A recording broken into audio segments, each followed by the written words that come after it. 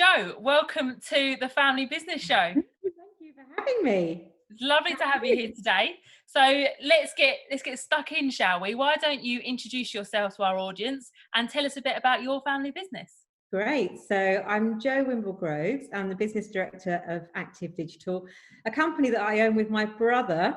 And people always find that quite unusual. You work with your brother. Yeah, we get on really well. We've run the business for 23 years now. Wow. So we were very young entrepreneurs, really. So we got into mobile phones I sold my first mobile phone when I was 16 and my brother was 20. My brother felt that getting into the mobile market would be a good thing to do. So wise man. So Active Digital was born, and the reason why we created this business is because we felt telecoms in general has a bit of a poor reputation for customer experience.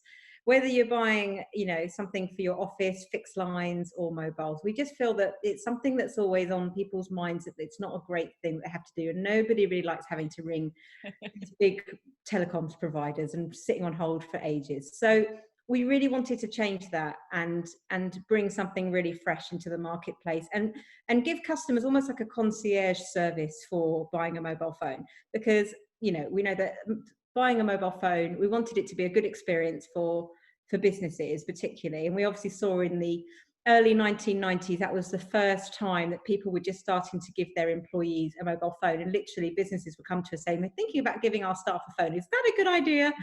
And obviously we see that, well, with COVID-19, the mobile has been such an important part of business, keeping everyone connected.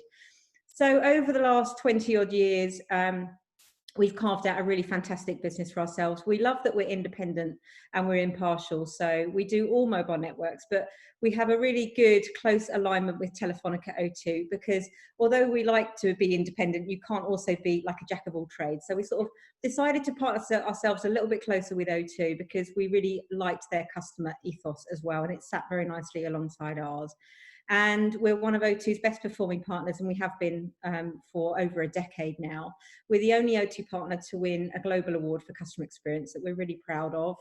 We're one of only 9 direct Apple partners, so pretty much everything that we sell is Apple. And we know that when you buy an Apple product, you get a great experience, even from the box. When you buy a premium product, it feels really exciting. We want our customers to feel like that as well. So we work with amazing clients. We look after people like the Premier League and Crew Clothing and Bird's Eye Frozen Food. We love to tell people that we look after Aunt Bessie's Yorkshire Pudding.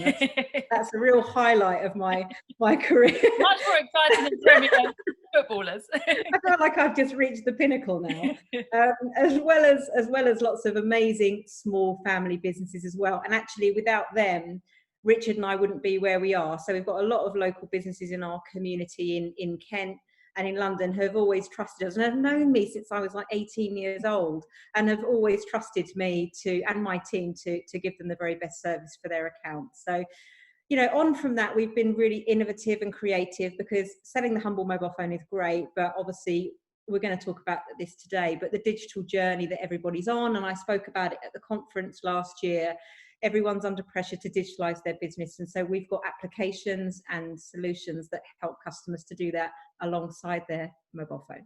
Amazing. Okay, so in the course of those 23 years, you've gone from you and your brother, and I remember you telling a story about rocking up to a bank with your briefcase and the bank manager saying, "Nope, get out of here." Well, here you are. Here you are now. I mean, tell us about the size of your team, how much you turn over. You've come a long, long way, haven't you? Yeah, we have. So we turn over about 7 million a year now. There's about 30 of us within our team.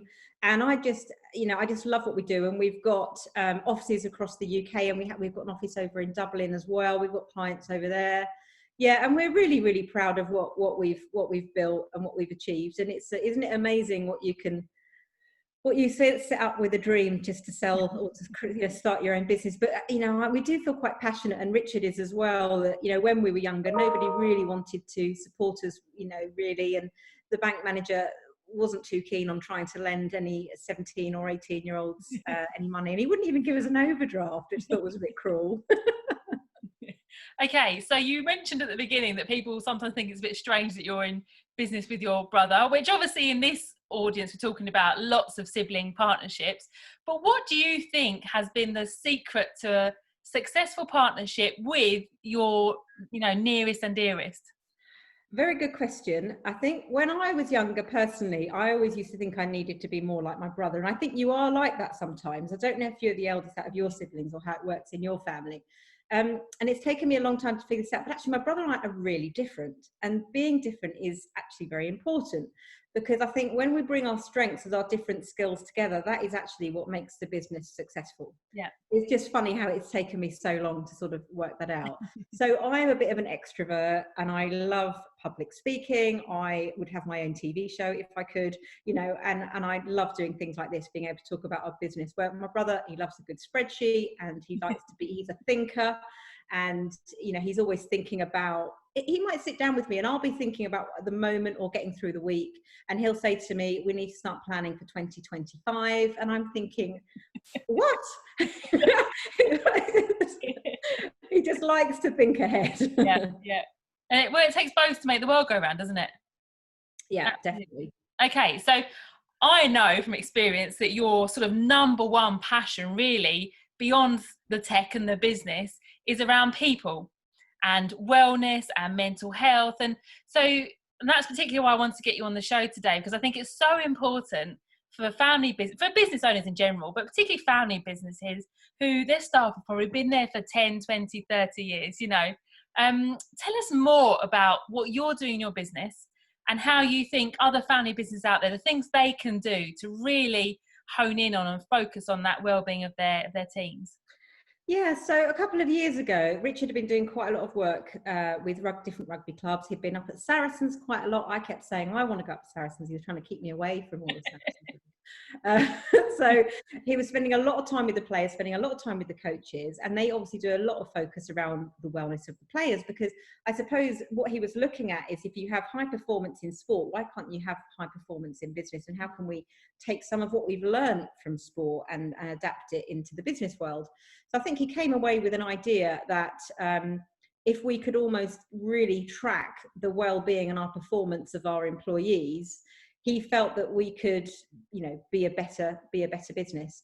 And it's something we hadn't really considered too much, because it's very British, isn't it? Everybody's fine, everybody's okay. And this is even, before COVID-19 hit, that everybody is paddling underneath, but on top they're saying, I'm fine. But how do you really know when a project is pushing that person too far, and actually they're really stressed out and they're not sleeping well? So my brother created an app called ILG1, which is the same platform that we use in sport, and it sends out messages every week to the staff, really simple. So if you have an iOS device, it'd be like a notification, and it would ask them about their fatigue, it's asking them if they're sleeping well, it will ask them to sort of gauge their stress levels. And what's really interesting is you think that certain people are okay, and then we get the alerts, and actually there's some stuff going on for them at the moment. So what it does, it allows a notification to then go to their manager to say, this person within your team is struggling and you might want to just have a chat with them and see if they're okay. Wow. And by doing that quite regularly, rather than just one day I'm having a bad day, because the analytics is over a period of time, it allows us to see if there's a pattern where they're just not getting much sleep, and that's where you get mistakes, isn't it? And people, we're all human at the end of the day, but what we might do, it allows us to call for action. So it allows us to say, look, we know you've got some stuff going on at the moment, why don't we think about switching up your hours? Why don't you work from home on a Tuesday and a Wednesday if that helps you, because we know you're struggling with childcare? Whatever it might be, it allows us to try and fix or help with that situation, rather than them just thinking that they just don't want to ask. So being devil's advocate here, a lot of business owners might think, well, my staff will just find that too intrusive. They rather just keep their feelings to themselves and leave their problems at the door. So did you have any pushback from your team? Has it caused any issues? Or have you seen the polar opposite and actually it's had a fantastic effect? We've seen the opposite, and I actually did a wellbeing video, and I interviewed one of my team the other day to ask them that, because I wasn't sure how they feel about being really honest about if they're sleeping well and what their fatigue levels are. And she said she finds it really valuable that we care so much. So she's very happy to answer. I think the most important thing to consider with businesses is when you do something like that, you need 100% buy-in. What you tend to find is you might get one or two people who are a little bit resistant to wanting to do it. But where possible, if you think of it like a squad or a team, you need 100% buy-in. And we're not asking anything that's over-intrusive. We just want to say, how's your fatigue levels? Are you sleeping well? And you've got that gauge of 1 to 10, and you just put that marker where you feel you are at that moment. And we feel that our productivity has gone up so much, and the wellness of our team, I think they really appreciate it. They said they've never worked for a company that's been that proactive. Amazing. And I think because for a lot of businesses, wellbeing is still one of those boxes they feel like they just have to tick. Yes. It's one of those things that they think, oh God, we need to do something about that, but we don't quite know what yet. But actually what you're saying is if you can measure it and you can track it, it can increase productivity, efficiency, and actual performance and bottom line for your small business. And at the moment, don't we all need every little help we can get, you know?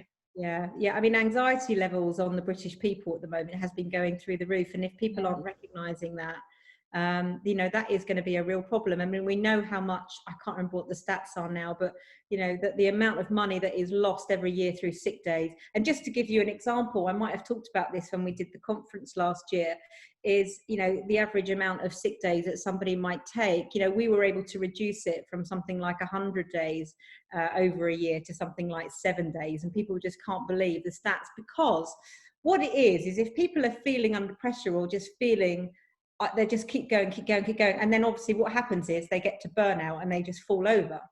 So then what will happen is they'll maybe go and see the doctor, or their boss will ask them to go and see the doctor, and they will sign them off for 2 weeks. And we see this happening within organizations all the time. So one of the key things that my brother says, he's trying to catch people before they burn out. He's trying to catch them before they fall, by us being proactive and allowing them, or saying, look, take a bit of time out, or work from home, get that project finished that's just really stressing you out, and then get yourself into a position where you feel a lot better. And as we adapt and change to the new world, there's going to be lots of teams who've had to completely restructure. There will sadly be redundancies, and the people that are left are suddenly find themselves with twice the workload. So being able to monitor their well-being is going to be so crucial now, isn't it? Yeah, absolutely. I mean, for us, it's just such an important time to be talking about this topic, and we've been writing about it on the blog and trying to have these messages, because like you say, we don't want people to just tick a box in HR departments to say, oh, we are monitoring it, but are you really doing something about it? And we've used our own business as a guinea pig to say, and we've actually been using this for a couple of years before we go out to market and go recommending something to other people that isn't working for us. That wouldn't be right. Okay, so you're looking after your team, but let's talk about something that most entrepreneurs do, which is completely abandon themselves. So talk to me about some of the challenges you've had over the last couple of months and things that you've been doing to get yourself into a better place. So this is a really good topic, because actually I did an interview with Sky News on my lockdown experience. I'm a social butterfly. I love being around my team. I love being around my clients. I'll often be in London. I'll be all over the place. And that's why they call me the social butterfly, because I'm never really at home. And this sounds really awful, but I've never spent so much time with my own children. I think that's probably true for most of us. I was very open. I'm like, hands up. And so coming into lockdown, I felt, and I have got 3 children. So I have an 8-year-old, a 10-year-old, and I had a 4-week-old. And the juggle of trying to get my business head on, and I can hear the children homeschooling next door in the other room, and trying to get the baby off a nap, and it was really, really tough. And what I found the struggle the most is to sort of how I could separate my work-life balance, because it was a noisy household, it's going to be, and I just really missed the social element of chatting to my team. And we have an app and we can talk to them on there, and we did a few Zooms and Teams calls and what have you, but it didn't feel the same. So I think I was fighting it for quite a long time in my own head. So I set myself a bit of a challenge, really. I thought, well, post baby, it might be good for me to do a bit more fitness, because we all know that being active just for 20 minutes a day can really change your mindset and how you feel. So I rang up my friend Michelle Robinson, who's an Olympic athlete, because obviously, as you do, you just ring an Olympic athlete. So I rang Michelle and I said, Michelle, I've lost my mojo a little bit. Can you help me out? And she said, yeah, well, we're going to do a 30-day fitness reset with you. We're going to do 3 Zooms a week, and you're going to go walking like every day. I said, okay. So I'd sort of set myself up then that I knew I was going to do it. But yeah, so she really helped me mentally to get myself fit and getting me away from my computer. And I also set myself a challenge.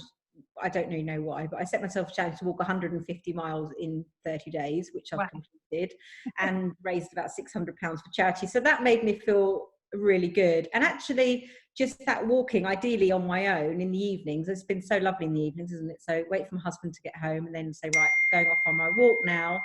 And that's been really nice that I can just have that time to think.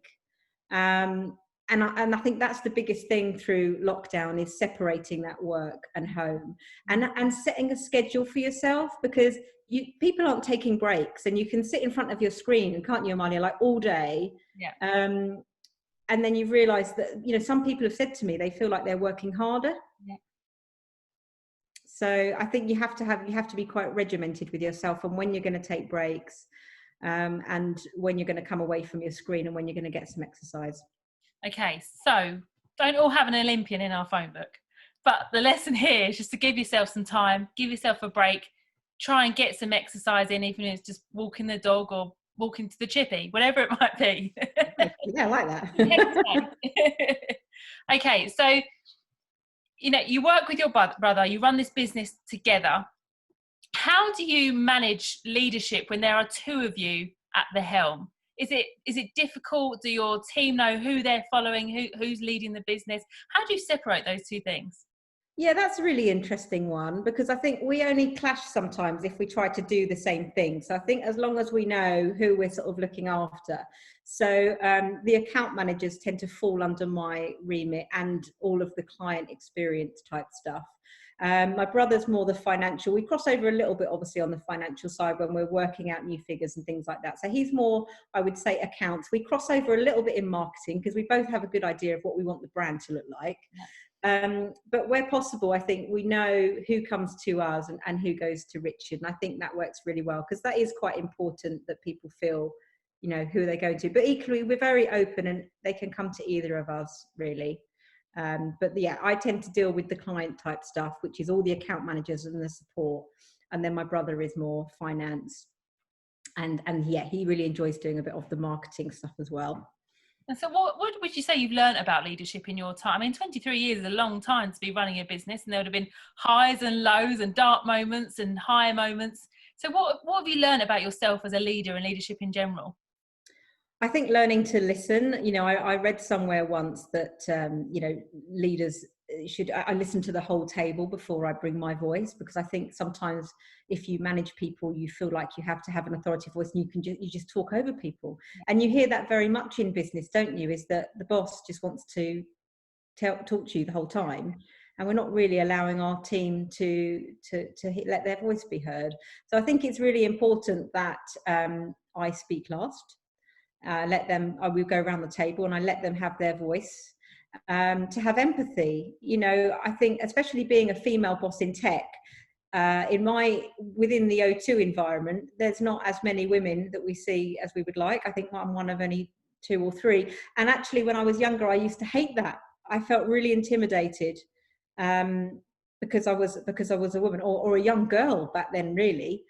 But actually, I now put on a red dress, and I actually want to stand out, and I will stand out because I'm different. And my role gives me a point of difference, because you have to sort of flip that on its head. So I think when I was younger, I always wanted people to take me seriously, and I so desperately wanted to be older. And then you realize when you get older, you reminisce about when you were younger. So it sort of goes full circle. So I think making sure that people have their voice heard, making sure that you always have an open door, which I do, so people feel that they can come and talk to you, and share any concerns that they have, and know that it is a team effort, because with leadership, you have to think that everybody is behind us, and we're all helping the cogs to turn every day. So Richard and I can't run the business on our own. It's not about 2 people. It is about a tribe that all have the same vision. And I think from a leadership perspective, that is one thing that my brother does well, and I like to think that I've got good input on that as well, is thinking about what the vision is, because they want to know where the business is going. And it might ever just be, often we just put 3 simple things.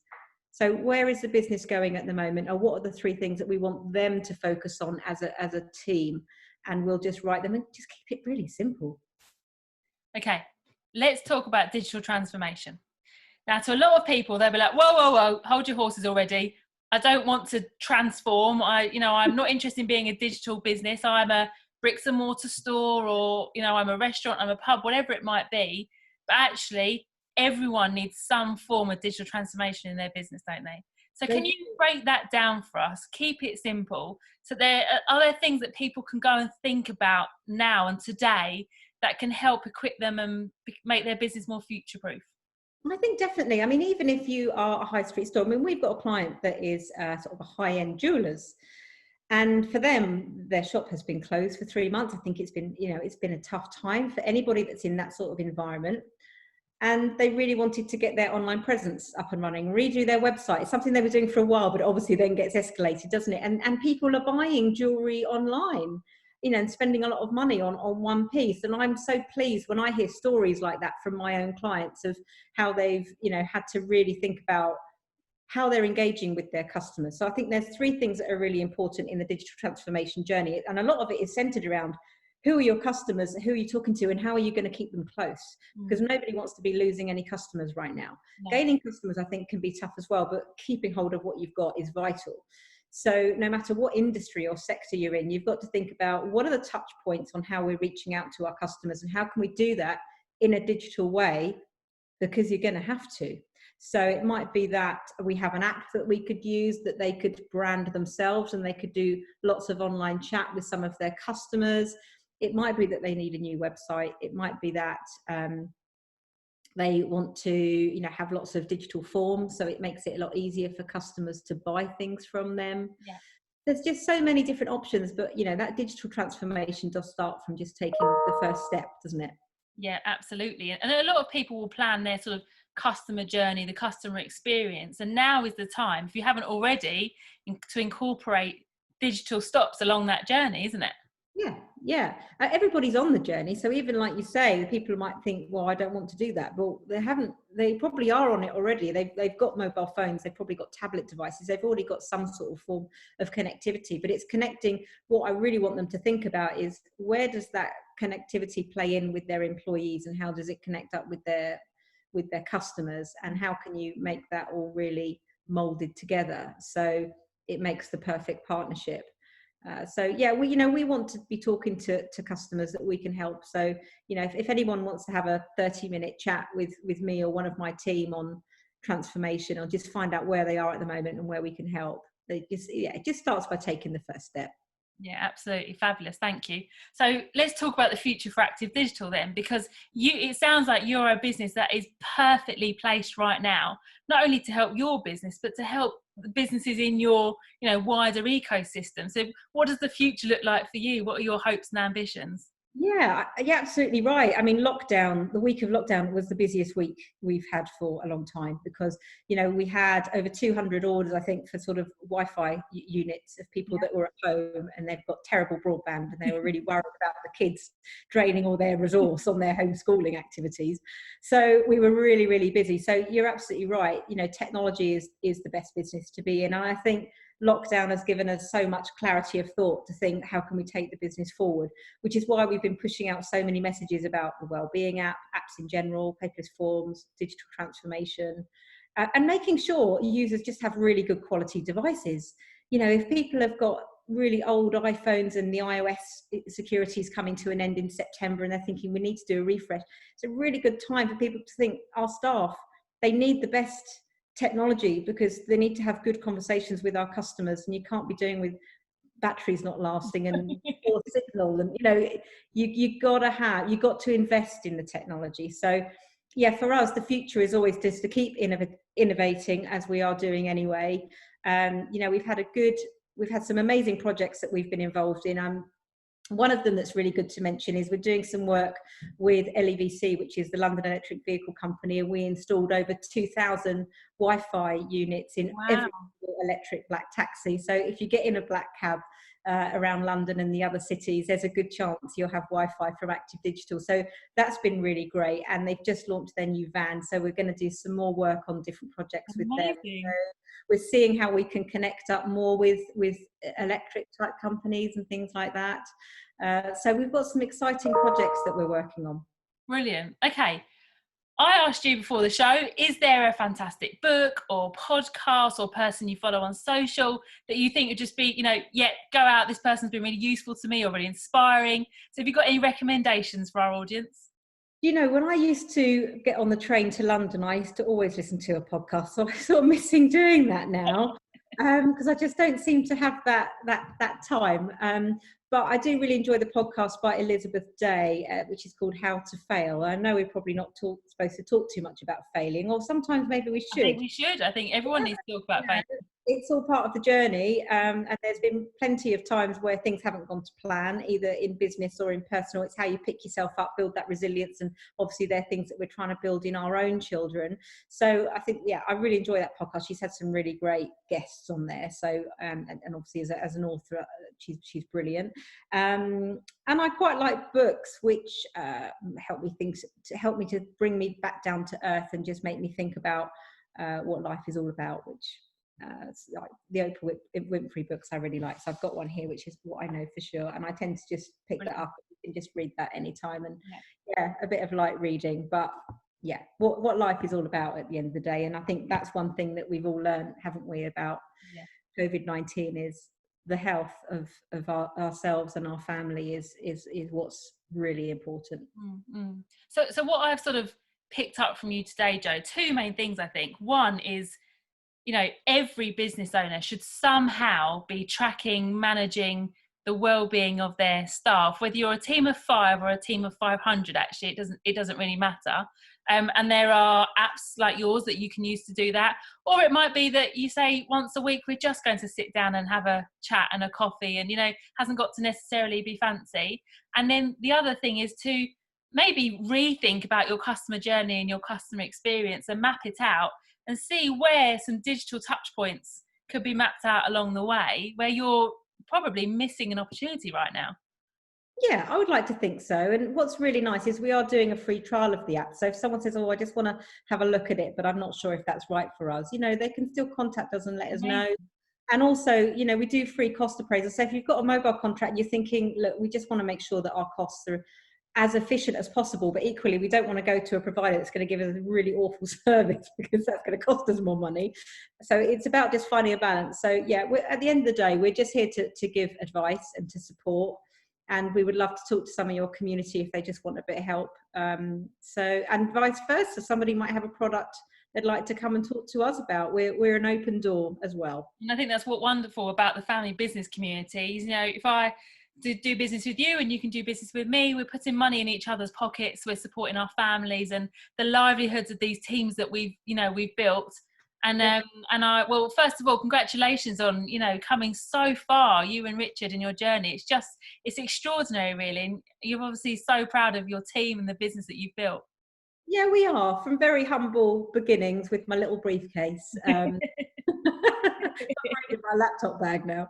From very humble beginnings, people do like a story that has a lot of depth. It's very honest, and there has been a lot of failures and challenges along the way, but we've come out the other side. And we are really proud, the same as you guys are, on just that hard work, grit, determination. But we wouldn't have any of this without our loyal customers, like you say. Some of them have been with us for over 20 years. And they keep coming back because of the service that we give. So it's so important that we give a good service always, but more importantly now, there's never been a better, more important time for us to be connected with people. Completely. Okay, final thought for the day, Jo. Our audience are obviously other family business owners. Have you got one nugget of wisdom or word of advice for anyone who's thinking, I don't know if I can do this, I'm finding it really hard? Have you got anything you would say to someone if you were sat down the pub having a chat and they're thinking, I don't know if I can do this? Oh, well, I suppose I was, feeling like I was struggling at the beginning of lockdown. I would say, take stock of where you are at that moment, and just do one thing. Just sometimes if you think of too many things, it can be overwhelming. So think of one thing that you can change that can help you in your mindset. For me, it was doing some fitness, and that was able to sort of recharge my creativity and my thinking, because I was just feeling, quite low on just being around the house, not being with my team.